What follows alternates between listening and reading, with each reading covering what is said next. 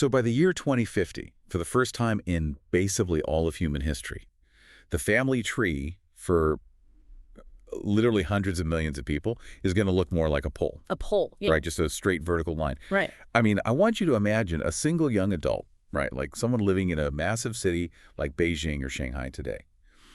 Because of the demographic shifts we're about to really get into, that one single person will soon carry the exclusive financial, emotional, and physical burden of keeping 2 aging parents and 4 aging grandparents alive. Which is just staggering math. It's wild. They're going to have no siblings to share the cost with. They'll have no aunts or uncles to help them, navigate the healthcare system.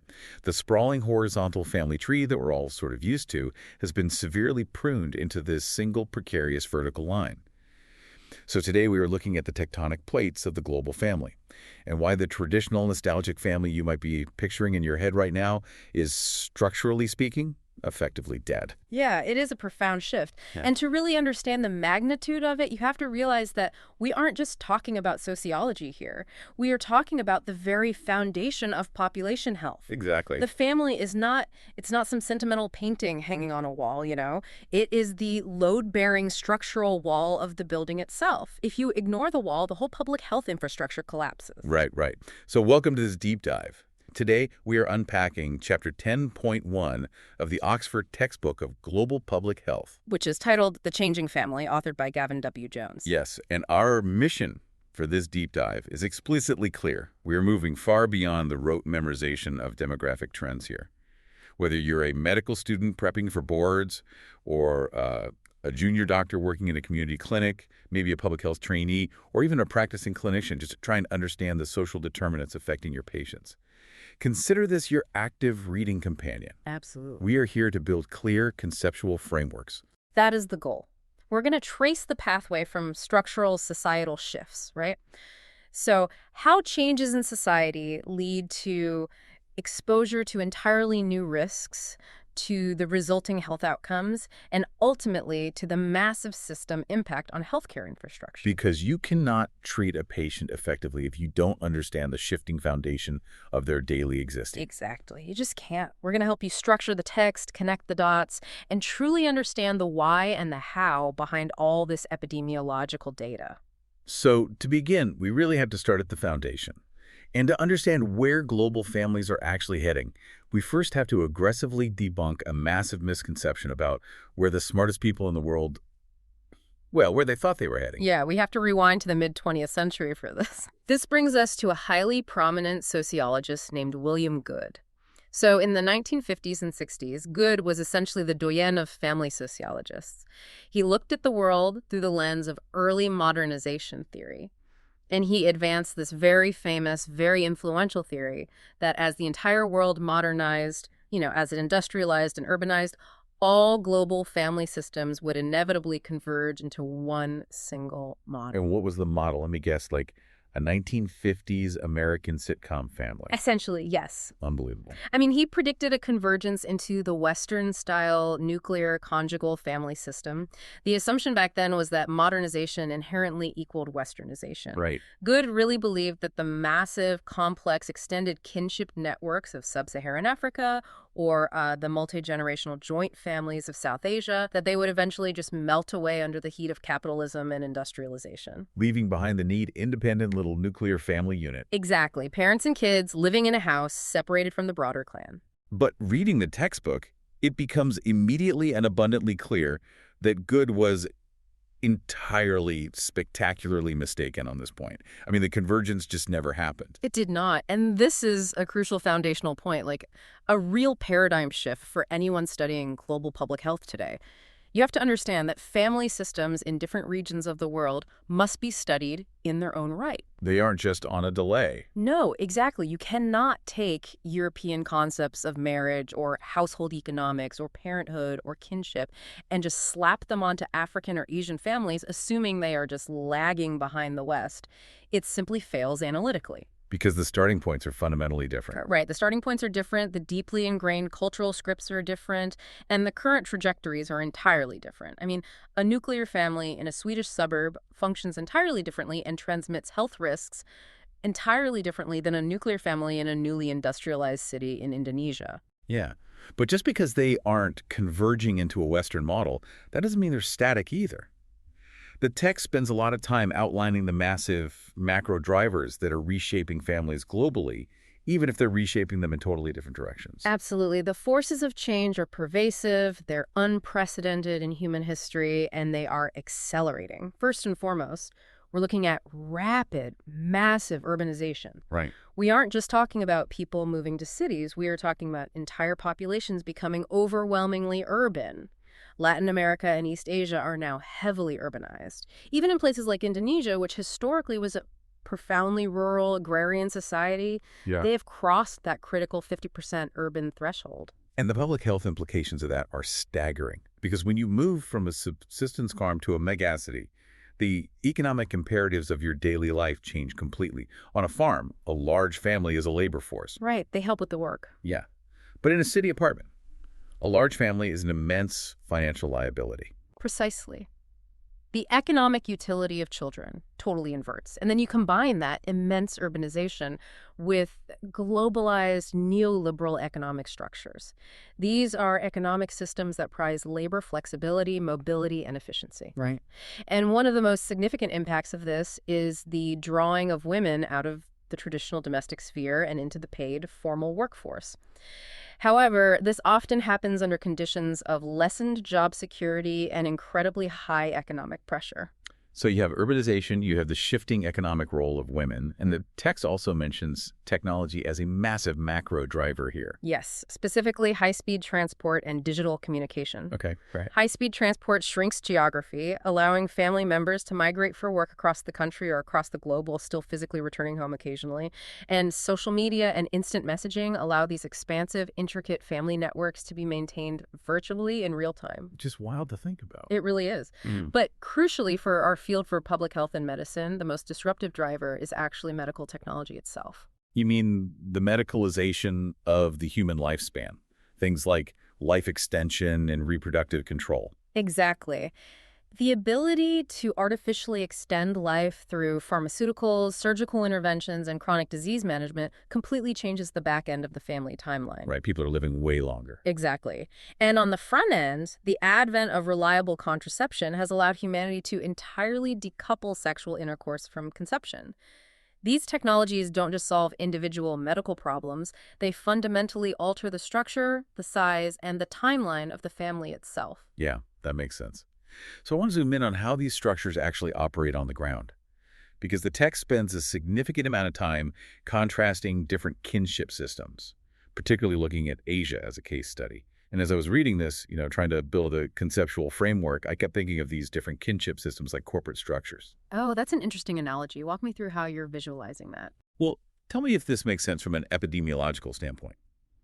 When you look at a rigidly patrilineal system, like the ones deeply entrenched in Northwest India, in China, or in Korea, it operates almost like a sole proprietorship. Okay, I see where you're going. The assets, the loyalty, the physical labor, the financial returns, they only flow in one single direction toward the husband's family lineage. In this structure, a daughter is effectively lost to her natal family the moment she marries.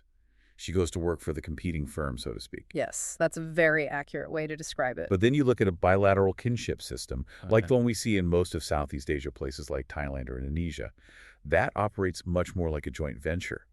Ties are maintained to both the husband's family and the wife's natal family. The assets and the support flow in both directions. That analogy actually maps beautifully onto the sociological reality, and more importantly for our listeners, it maps directly onto the epidemiological risk profiles of these populations. Because these corporate structures, as you call them, they're not just cultural curiosities, they are primary determinants of health. They dictate resource allocation at the most granular level. So let's trace that mechanism. How does the sole proprietorship kinship system translate into a health outcome? Well, let's look at the rigidly patrilineal and patrilocal systems, patrilocal meaning the wife physically moves in with the husband's family. Right. If a family living in rural Northwest India or rural China knows structurally that a daughter will eventually be lost to another family, She will not be around to care for her own parents in their old age. She will not contribute to their household economy long term. Therefore, her perceived structural and economic value to her natal family drops significantly. This isn't necessarily about a lack of parental love, right? It is cold structural economics. This drives a powerful, intense cultural preference for sons. Sons are the retirement plan. Sons are the social security network. And this isn't just a cultural quirk that sociologists study. This has brutal, measurable clinical consequences. It dictates the most basic elements of survival. It dictates who gets fed the most nutritious food in a lean season. It dictates who gets taken to the doctor when they run a fever and who is told to just rest and see if it passes. Ultimately, it dictates who survives childhood. In societies with strong son preference, historically we see significantly higher female infant and child mortality rates compared to male rates, which is a massive reversal of the natural biological advantage that female infants typically have. Right, because biologically, male infants are generally more fragile. So if female mortality is higher, it is entirely socially engineered. But it gets even darker when you introduce modern medical technology into this ancient structural bias, doesn't it? It does. In the 1980s, prenatal ultrasound technology became widely available and relatively inexpensive.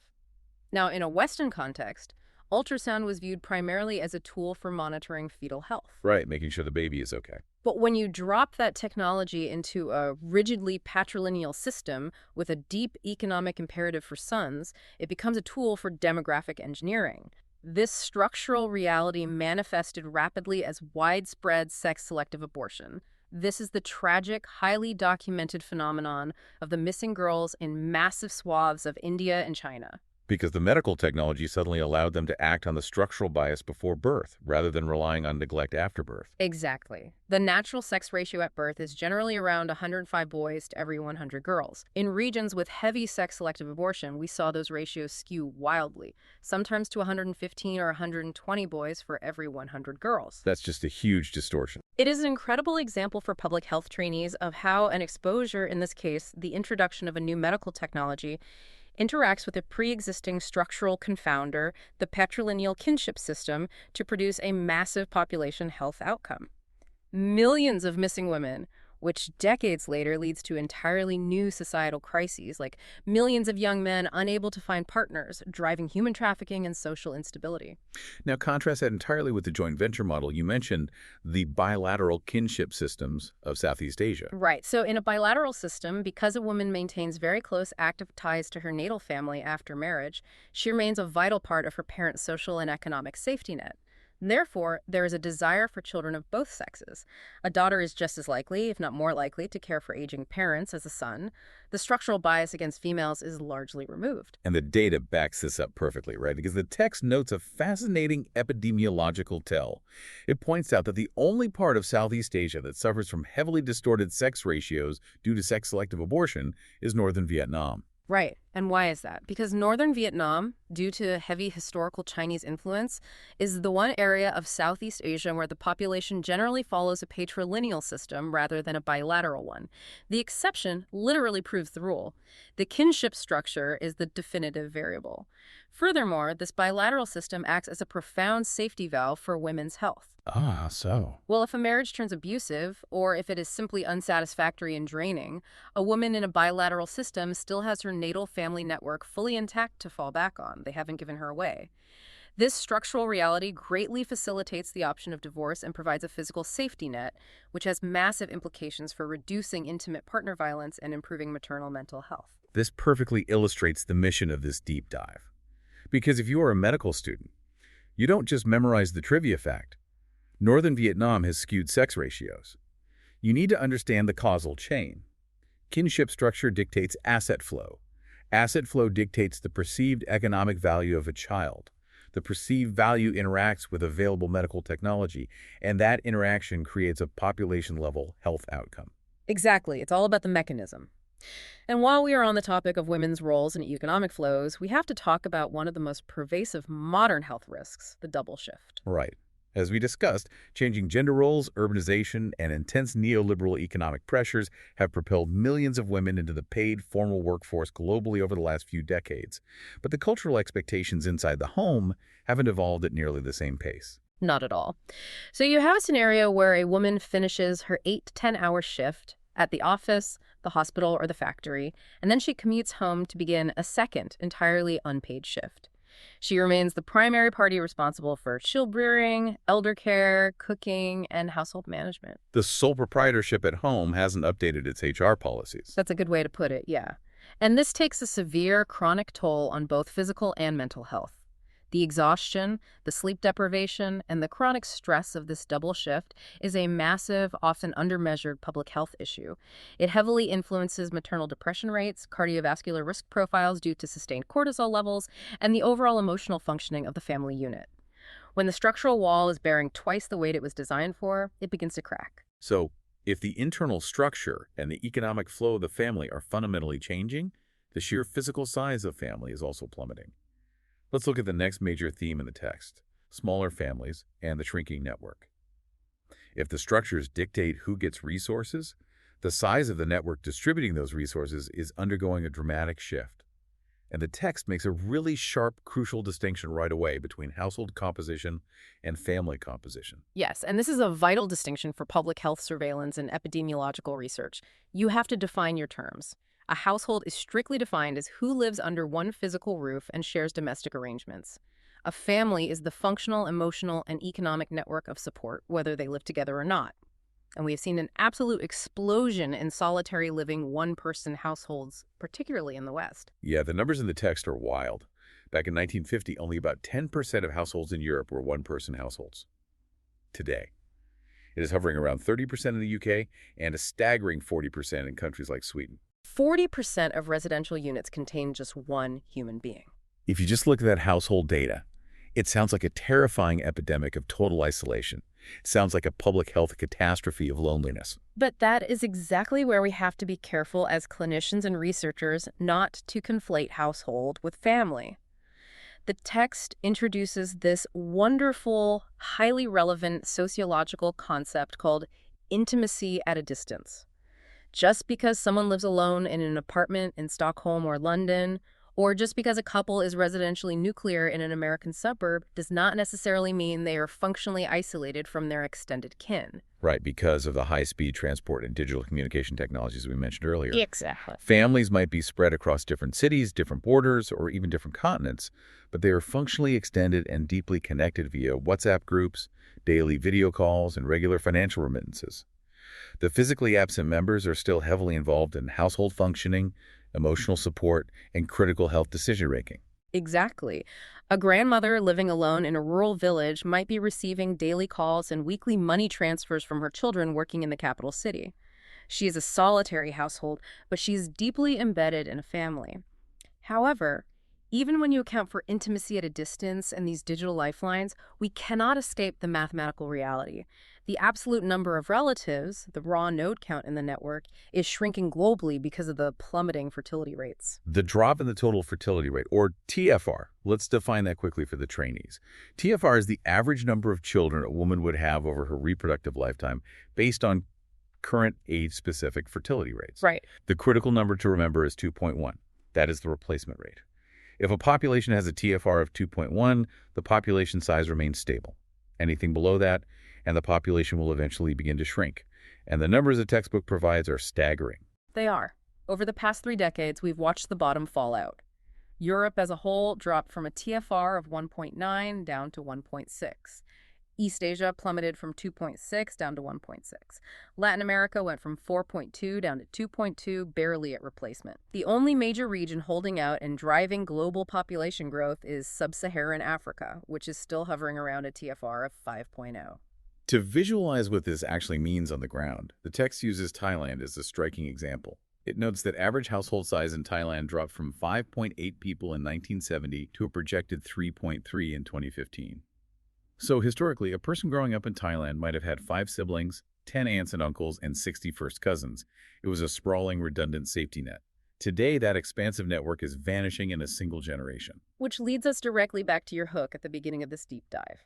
What happens to a family tree when a strict policy forcibly prunes the branches? I'm talking, of course, about China's one-child policy, which was enforced for decades before being recently relaxed. Right. What does the math look like when a government mandates that TFR drops to 1.0?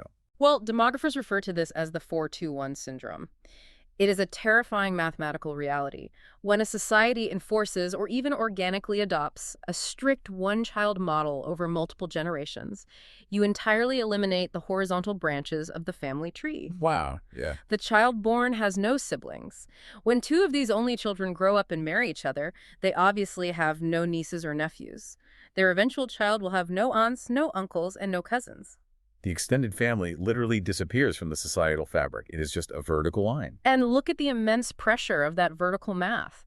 That single child, when they grow up and marry another single child, creates a structure where one young couple, effectively one child from each lineage, is eventually responsible for the financial, medical, and emotional care of two aging parents and four aging grandparents.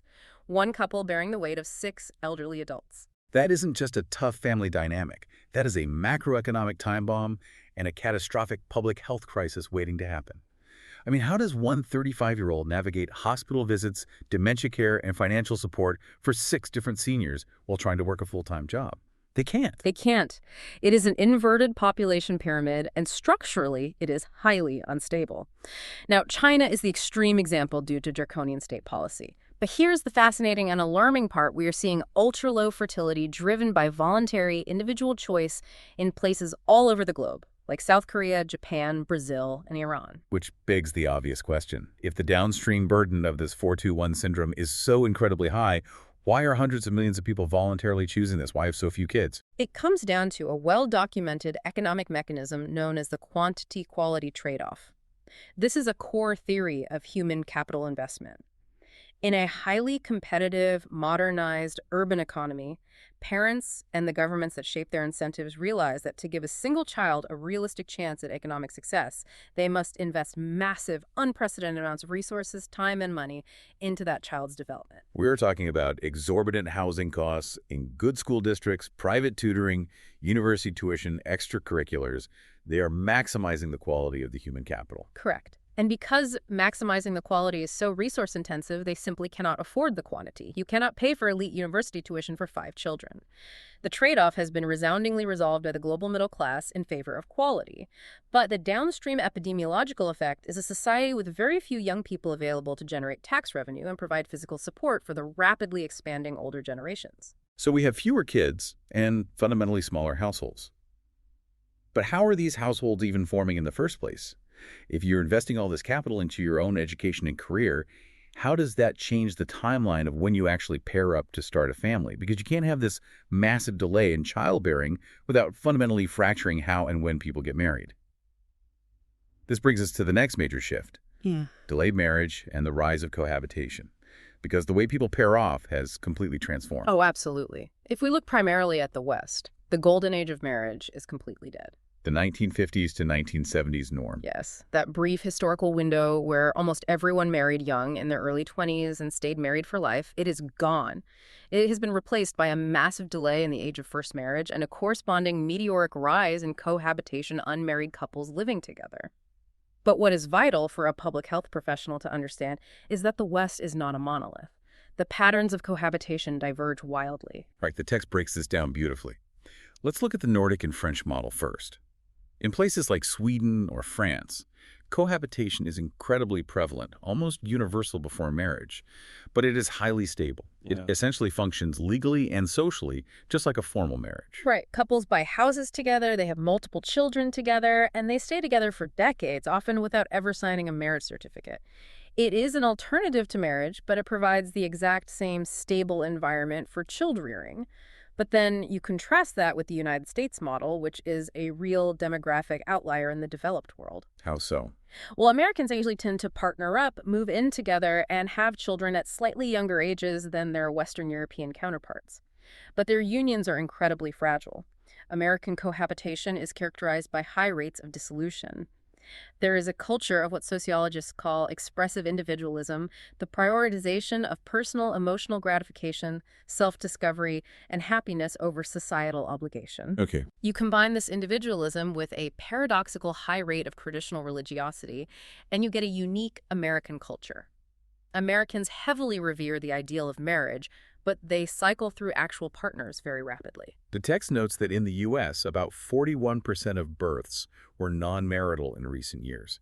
And because those cohabiting unions break up so frequently, that is a massive structural shift in the environment in which American children are raised, exposing them to frequent transitions in household composition. Exactly. And it stands in stark contrast to the developing world. In sub-Saharan Africa and parts of South Asia, the model of early, nearly universal marriage strongly persists.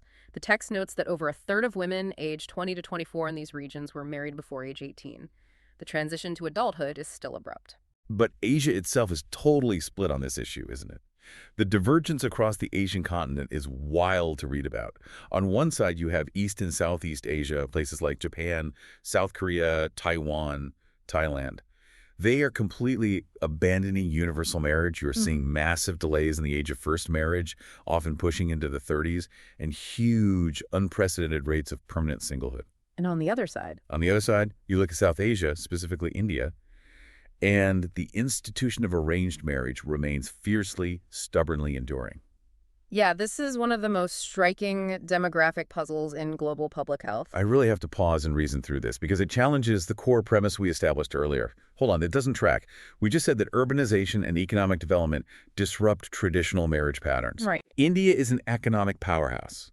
They have a booming tech sector, rapid urbanization, massive GDP growth over the last 20 years. If modernization and economic independence are supposed to be the great engines of demographic change, driving women away from early marriage in Japan and Korea, why hasn't India's marriage pattern changed? The math isn't adding up. It was a brilliant question, and it highlights exactly why public health cannot rely solely on simple economic determinism. You can't just plot GDP against marriage age and expect a perfect line. The text points to a very revealing study showing that even recently, less than 5% of Indian women surveyed had a primary role in choosing their husbands. The explanation for this resilience lies in what sociologists call gender script. Gender scripts, let's define that. A gender script is the deeply embedded cultural expectation of how a man or a woman must perform their identity to remain respectable in their society. In the context of India, early arranged marriage isn't just an economic transaction or a living arrangement. It acts as a vital cultural performance. It is a symbolic display of a daughter's modesty and chastity, and more importantly, it is the primary mechanism for preserving the honor and social standing of the extended family. So the social cost of violating the script is higher than the economic benefit of delaying marriage. Precisely. This gender script is so deeply embedded in the religious and cultural fabric that it actively, successfully resists the powerful economic shifts that disrupted marriage in East Asia. The desire for family honor overrides the neoliberal push for female labor market participation. It is, as the text aptly quotes, culture in action. Wow, so the cultural script literally builds a dam against the economic current. That is fascinating. What about Latin America? They seem to be having a completely different kind of demographic boom regarding marriage. Latin America is a highly complex region because historically they have always had a dual system. The text differentiates between what it calls old cohabitation and new cohabitation. For centuries, old cohabitation was prevalent among indigenous and mixed populations. Formal, church-sanctioned marriage was largely the preserve of the European-dominant, wealthier, highly educated classes. There was a very strict educational and class gradient to marriage. Right, if you were poor and less educated, you cohabited. If you were rich, you married. Exactly. But that gradient has vanished recently. Completely. And it vanished not primarily because of economics, but because of widespread ideational change and secularization. The cultural authority of the Catholic Church regarding family formation has waned significantly in daily practice. Because of this ideational shift, new cohabitation has surged across all educational and class lines in Latin America. It has become universally accepted, blurring the historical lines of class distinction. So across much of the world, people are partnering later, or they are bypassing formal marriage entirely. This creates a completely new, elongated stage of the human life cycle. Let's look at the implications of this new stage: late marriage, delayed adulthood, and the new singles. We are seeing what demographers call an elongated transition to adulthood. Historically, the transition from childhood to adulthood was very abrupt. You finished your basic schooling, you immediately entered the workforce or the agrarian economy, and you married shortly after puberty. The milestones were stacked right on top of each other. Right. Now, because of the demands for extended tertiary education and the exorbitant, crippling housing costs in major global cities, young adults are kept dependent and living in their natal homes for much, much longer.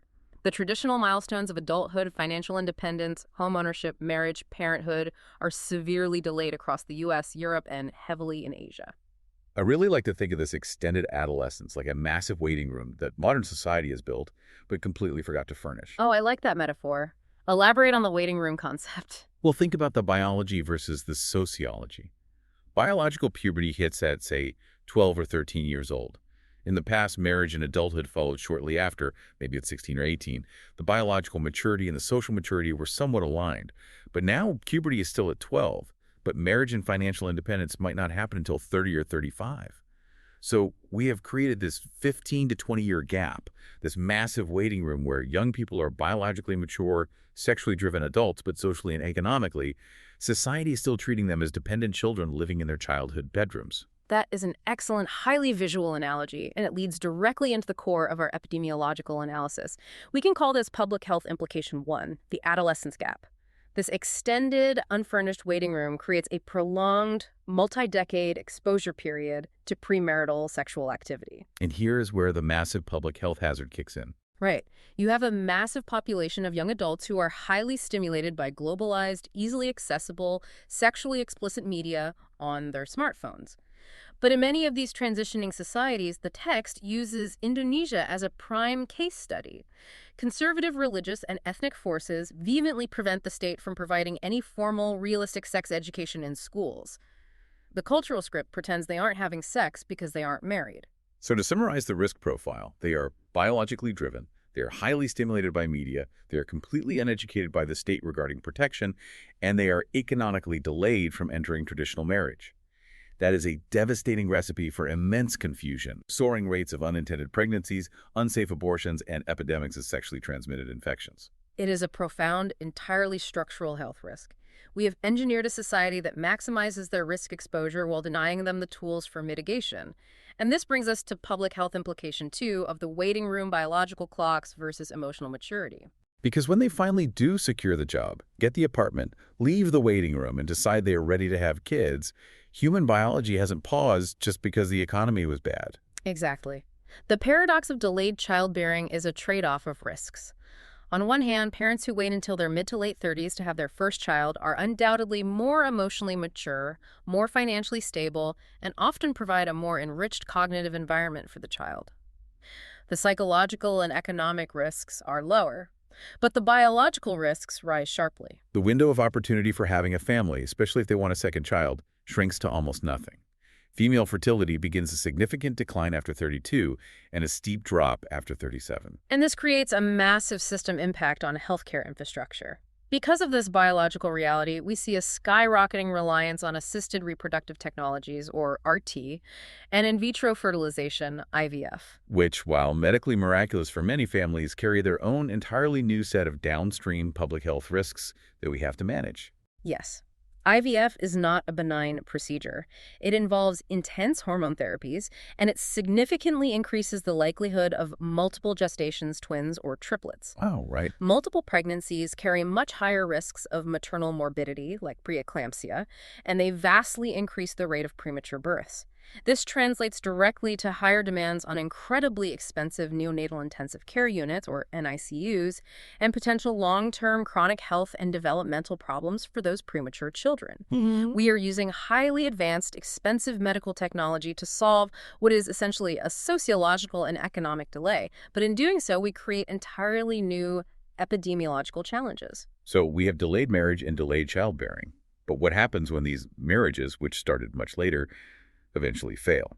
Let's unpack the next major theme, divorce and the decoupling of family milestones.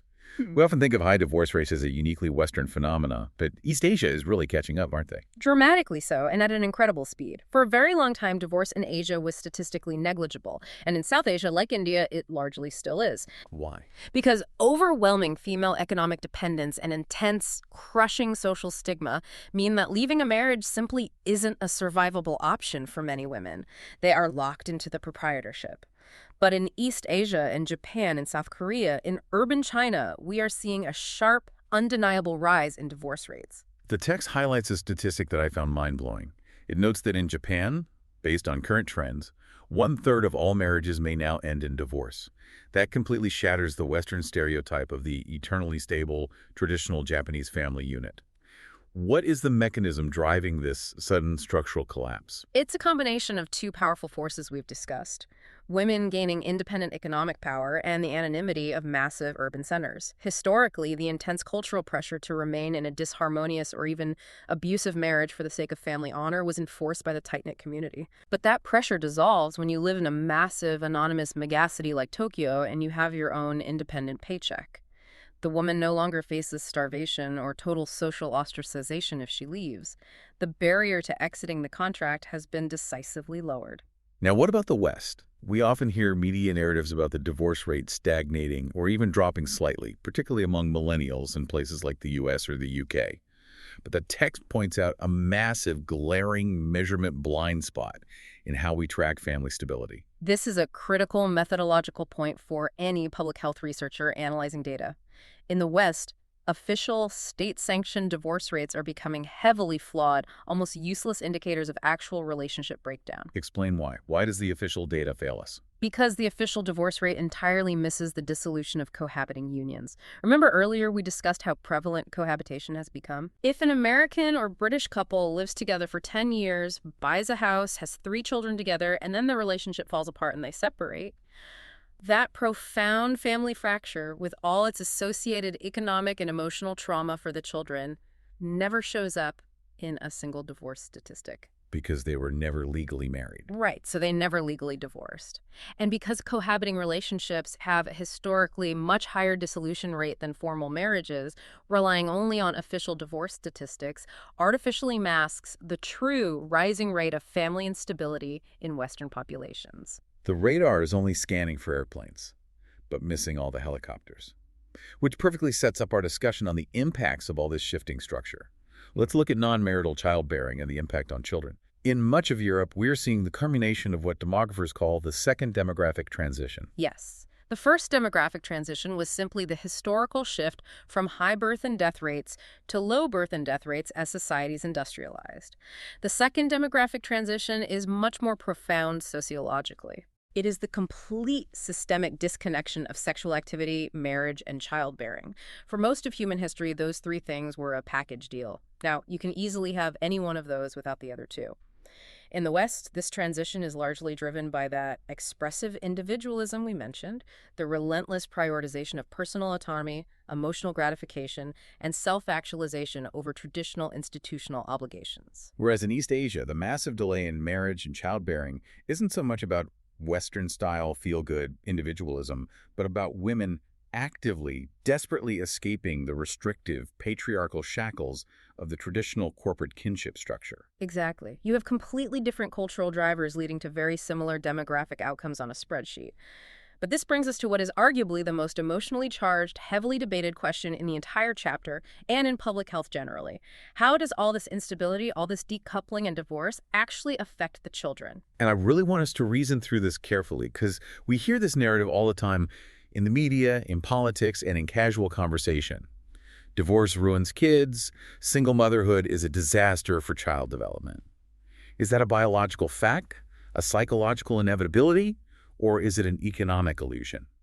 This is where we have to provide a crucial, definitive lesson in epidemiological reasoning.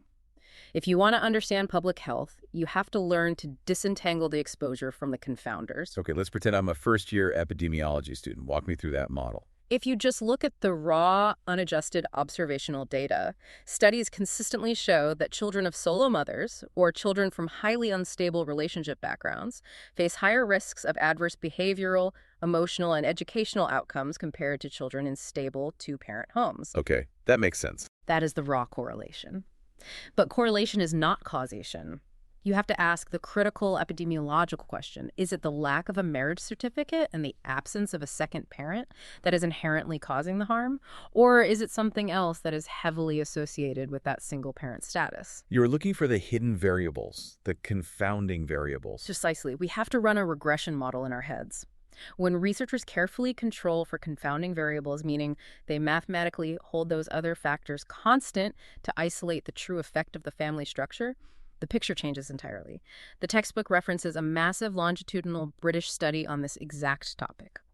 When the researchers controlled for family poverty and the mother's mental well-being prior to the split, the adverse behavioral outcomes in the children were massively attenuated. Wow. In some cases, the negative outcomes were fully 100% accounted for by the poverty and the maternal depression. So it's a lesson in distinguishing the proxy from the true mechanism.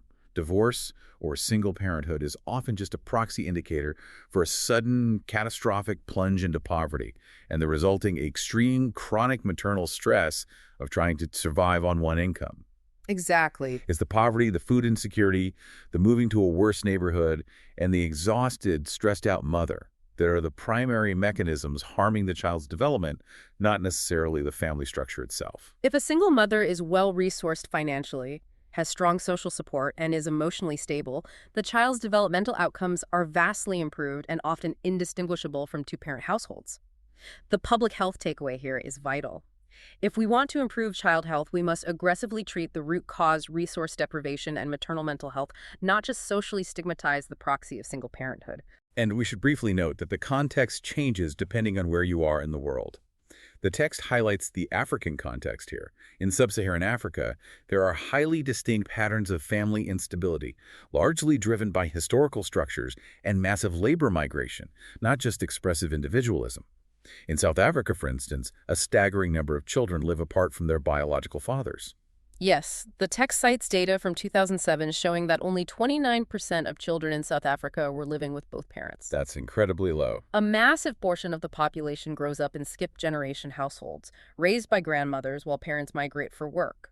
This kind of systemic, widespread family fragmentation has deep generational impacts on youth life chances, but again, it is heavily mediated by the resulting brutal economic realities of that structural setup. So if we look at the timeline so far, we have fewer kids being born, we have more fragile unions, we have delayed adulthood. Now let's look at the other end of the demographic spectrum. Let's examine the end game of these shifts. This is where the demographic earthquake really tears the building apart. We are looking at aging and the caregiving crisis. To understand the magnitude of this crisis, we need to look at a specific metric, the aging support ratio. This is a simple demographic calculation. It compares the population of working age, roughly defined as adults aged 20 to 64, to the population aged 65 and over. Basically, it tells us how many productive, tax-paying workers are available in a society to support one retiree. Right. And across the globe, this ratio is plummeting. In regions that industrialize rapidly, like East Asia and South America, the ratio is absolutely collapsing. The text projects that by 2050, we are looking at a terrifying global convergence. Most regions of the world will have an aging support ratio of just 2 to 3 workers per elderly person. I think of traditional family elder care, like an old, outdated local power grid. For generations, for centuries really, it worked fine. The local neighborhood generated enough power to keep the lights on for the few people who lived to old age. But now, that old grid is about to be hit with a massive, unprecedented surge in demand right at the exact moment it loses its main power plants. That is a stark, highly accurate way to visualize it. The old grid is failing. Let's break down exactly why the family unit can no longer handle elder care alone. There are 4 main interconnected structural reasons for this collapse. First, it's the raw math we discussed earlier with the 4-2-1 syndrome. There are simply fewer children per elderly person. The broad base of the pyramid that used to distribute the caregiving load has shrunk to a point. Okay, so the math is failing. What is the second reason? The second reason is that the traditional carers are gone. Let's be historically honest here. Family care has almost universally meant unpaid full-time female labor, but those women, the daughters and daughters-in-law, are now embedded in the formal paid workforce. The neoliberal economy demands their participation. They simply aren't home during the day to provide full-time, hands-on care. They're working their own double shifts just to keep their nuclear family afloat. And the third reason? The emergence of what sociologists call the sandwich generation. Because young adults are delaying their independence, staying in school longer, and living at home longer, our unfurnished waiting room middle-aged adults find themselves brutally crushed in the middle. Oh man, yeah. They are trying to financially and emotionally support their dependent adult children on one side, while simultaneously trying to care for their rapidly failing aging parents on the other. They are stretched past the breaking point. And the fourth reason, the one that really drives the medical complexity of this crisis, The exponential rise of the old. This is the demographic cohort aged 75, 80, 85, and above. Because modern medical technology is so incredibly effective at keeping human bodies alive longer, we aren't just dealing with healthy 68-year-olds who need a little help with groceries. We are dealing with massive populations carrying high burdens of severe frailty, multiple chronic comorbidities, and, critically, senile dementia. The text points out a chilling projection for Japan regarding dementia. Yes. In Japan, the projected rise in senile dementia over the coming decades will place a burden of highly intensive, around-the-clock, in-home nursing care that is simply too technically difficult and emotionally draining for untrained middle-aged family members to bear. To use the metaphor, the old power grid simply cannot handle that level of voltage. The transformers will blow. It will melt down. Which brings us to a really nuanced part of the text regarding the role of the elderly themselves. Grandparents, are they an asset to the modern family, or are they exploited labor? It's an incredibly delicate nuance, and it varies heavily by class and culture. In many societies, grandparental childcare is highly valued. When parents work, having the grandparents raise the toddlers is seen as the next best thing to parental care. It fosters beautiful, deep, intergenerational bonds, and it gives the elderly a profound sense of purpose and inclusion in the family unit. But there is a dark side to this dynamic when the structural pressures get too high. A very dark side. When young parents are forced to work long... So if the family structure, this load-bearing wall, is buckling under all these massive macro pressures, from delayed marriage to dementia care to the double shift, what does the state do? If the family can't hold the building up alone anymore, the government has to intervene. Let's move to our final section, policy, governance, and health to system impact. But before we talk about specific policies, we have to acknowledge a fundamental truth about what families actually do in a society. They are engines of inequality. They transfer advantage. Yes, this is a core concept in social epidemiology. The family is the primary, most ruthlessly efficient mechanism for transferring class advantage or disadvantage across generations. The family you are born into almost entirely dictates your baseline health trajectory. In the United States, affluent parents use their massive cultural and financial resources to navigate complex college admissions, secure private health care, and buy homes in safe, unpolluted neighborhoods. In a developing context, the text notes that in Indonesia, a mere 2% of children from the poorest wealth quintile ever reach tertiary education. Compare that to 40% of children from the richest quintile. The zip code and the family name dictate the destiny, which means public health policy at a state level has to step in to actively buffer these massive structural disparities. It can't just be left to the free market of families. So here's a complex governance question for you. How does a global public health framework, say the WHO, or large international NGOs, adapt to two completely opposite extremes happening simultaneously on the same planet? In one part of the world, in sub-Saharan Africa, populations are still marrying and having children at 15. In another part in East Asia, they are marrying at 35 or 40. How do you govern that? You cannot have a one-size-fits-all global policy. We need a highly dynamic, localized policy matrix. Let's look at the first extreme. In regions experiencing the persistence of early adolescent marriage like parts of Africa and rural South Asia, the primary policy intervention must be the strict, uncompromising legal enforcement of minimum marriage ages, coupled with keeping girls in secondary education. And we should be clear, this is not about neocolonialism. This is not about imposing Western cultural values on developing nations. Not at all. It is a basic, vital epidemiological intervention. The female pelvis is often not fully developed enough for safe childbirth at 14 or 15. Early marriage drives catastrophic rates of maternal mortality, obstetric fistula, and infant mortality. Enforcing marriage age is a life-saving medical intervention. Okay, that makes sense for the early extreme. What about the other side? The delayed marriage populations in developing and middle-income countries. In those rapidly transitioning regions where marriage is delayed into the late 20s but puberty still happens at 12, we have that dangerous adolescence gap we discussed, the unfurnished waiting room. The vital, non-negotiable policy intervention here is granting unmarried singles full, unhindered, confidential access to modern contraception. Which, as anyone who follows politics knows, is often a massive, explosive political third rail. Oh, it is intensely divisive. It is frequently opposed by conservative religious groups and traditionalists who argue it promotes promiscuity. But from a cold, hard epidemiological standpoint, it is absolutely vital. If you do not provide contraception to a population that is biologically driven to be sexually active, but socially and economically blocked from marriage, you will inevitably see rampant unintended pregnancies, a surge in dangerous clandestine abortions, and the unchecked spread of HIV and STDs. The state has to deal with the biological reality, not the cultural fantasy. It sounds like governments everywhere, from Jakarta to Washington, D.C., need to wake up, look at the data, and stop designing public policy for a 1950s nuclear family that simply no longer exists. That is the ultimate overarching takeaway of this entire chapter. Governments must adapt the system to the reality of the structural shifts. For societies suffering from the ultra-low fertility of the 421 syndrome, they must design aggressive policies that actually help couples combine high-level work with child-rearing. How do they do that practically? They look at the Nordic models. Heavily subsidize high-quality state childcare. Mandatory, generous, and equalized parental leave for both men and women to dismantle the double shift. That is the only proven way to help countries escape the low fertility trap. Furthermore, the state must legally recognize and aggressively protect pluralistic family forms without prejudice or discrimination, whether that means LGBT families, blended step families, or long-term cohabiting couples. If a family unit is providing stability and care, the state must support it, regardless of its shape. And what about the terrifying math of the aging crisis? The melting power grid. Governments have to make mathematically unpopular decisions. They must explicitly and significantly raise statutory retirement ages. Current retirement ages of 60 or 65 were established decades ago when life expectancy was vastly lower. They're actuarially untenable in a world where millions will live to 90.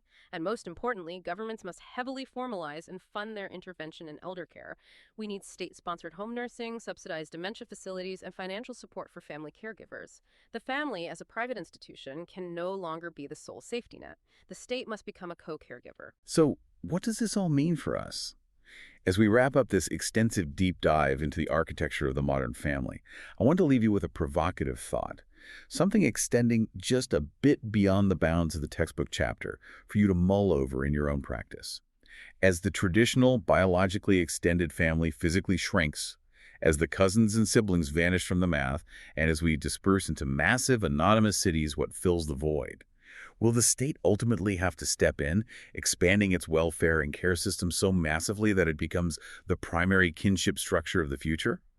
Or will humans do what we have always done for survival and organically invent entirely new, non-biological, chosen families, tight networks of friends, neighbors, and colleagues to act as our primary buffer against the brutal health risks of the world? That is exactly the kind of complex structural question that future public health leaders and clinicians need to be asking. The wall is changing. We have to decide how to reinforce the building. All right, it is time for our learning reinforcement segment. We've covered a tremendous amount of ground today, moving from kinship structures to demographic math to social policy. Let's lock those concepts in with a rapid single best answer drill. Excellent. I will read the question. I will pause briefly so you can actively formulate your answer in your head. And then I will provide the correct answer along with the specific reference section from the chapter so you can review it later. Let's do it. Question 1. Which kinship system is most strongly associated with highly distorted sex ratios at birth due to entrenched son preference?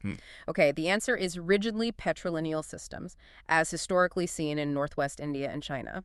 Reference section on family change and kinship. Got it. Question 2. In public health and epidemiological research regarding the emotional well-being of children post-divorce, what are the two primary confounding variables that often account for the observed adverse outcomes? The answer is family poverty and the mother's mental well-being prior to the dissolution. Reference section on non-marital childbearing, divorce, and effects on children. Right, the root causes. Question 3. What specific demographic metric compares the population aged 20 to 64 against the population aged 65 and over? The answer is the aging support ratio. Reference section on aging and the family. Okay, next one. Question 4. What is the 421 syndrome observed in countries experiencing prolonged ultra-low fertility like China? Answer, a highly unstable demographic structure where one single child eventually becomes solely responsible for the physical and financial care of 2 parents and 4 grandparents. Reference, section on smaller families. The inverted pyramid. And finally, question 5. From a global public health policy perspective, what is a primary vital intervention needed to mitigate reproductive health risks in transitioning societies experiencing extended delays in marriage? Oh, The answer is providing unmarried individuals with unhindered, confidential access to modern contraception. Reference section on the family, development, and health. awesome. Remember that warm, static Norman Rockwell painting of the family isn't reality. The family is a dynamic, shifting, load-bearing wall of public health. You need to understand exactly how it is built and how it is breaking to know how to save the people living inside it. Well said. Here are the details of this episode. The Changing Family, title The Changing Family, byline. Medlock Holmes examines how demographic transition, shifting gender roles, migration, aging, and social policy reshape the structure of families, and with them, the determinants of health. Episode description. Families are foundational social units through which health risks, protection, values, and resources are transmitted. Yet family structures are not static. Declining fertility, delayed parenthood, increased life expectancy, urbanization, migration, and changing gender norms have transformed households across the globe. This chapter explores trends such as single-parent families, dual-income households, multi-generational living, aging populations, and shifting caregiving roles. It considers how these structural shifts influence child development, mental health, elder care, reproductive patterns, and economic security. Public health must adapt to these demographic realities. Policies surrounding childcare, parental leave, elder support, social protection, and gender equity become not peripheral social debates, but central determinants of population health. The family is understood not nostalgically, but structurally as a dynamic institution shaping health across the life course. Key takeaways. Family structures are evolving globally due to demographic and social transition. Aging populations and reduced fertility alter dependency ratios and caregiving demands. Ordered gender role shifts influence labor participation, parenting, and health behaviors. Single-parent and multi-generational households face distinct health and economic pressures. Migration reshapes family composition and support systems. Social protection policies play a critical role in buffering family-level health risks. Public health must respond to demographic change, not assume static social structures.